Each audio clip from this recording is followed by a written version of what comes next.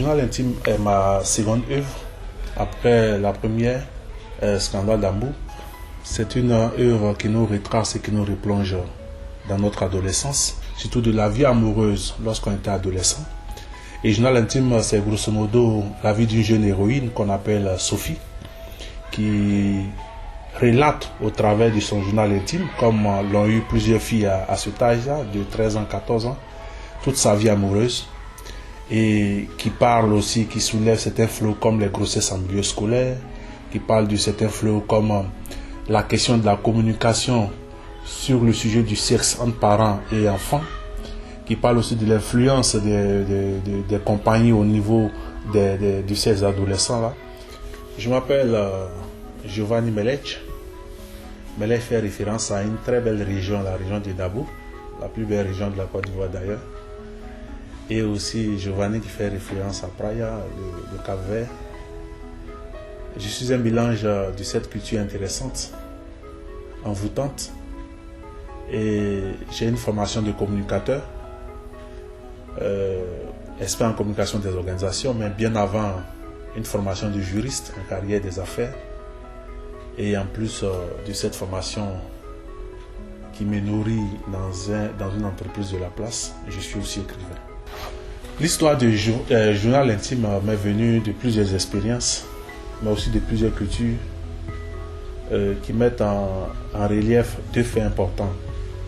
La facilité dans la culture occidentale de parler de sexe avec son enfant, et cette difficulté qu'ont nos parents de parler de sexe, de communiquer sur la question du sexe avec leurs enfants.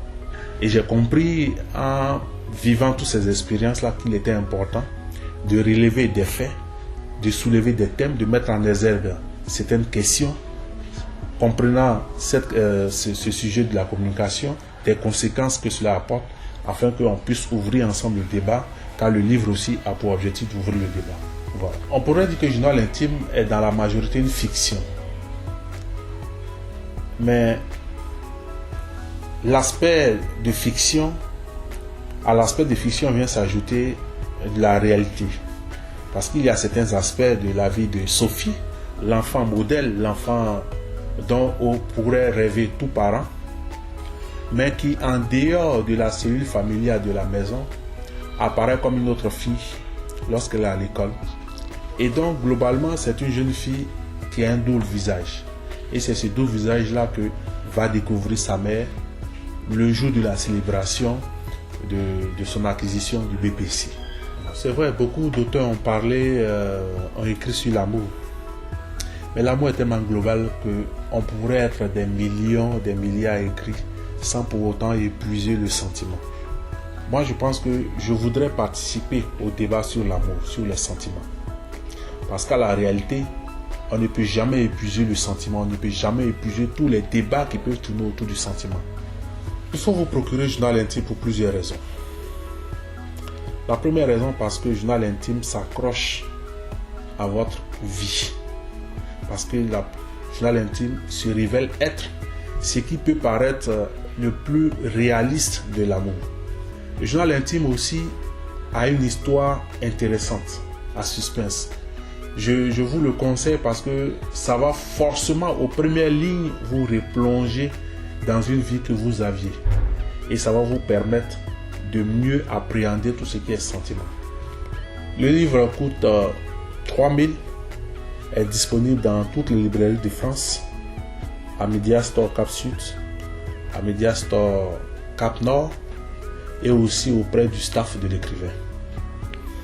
Pour moi, la mondialisation, elle est importante, elle est utile.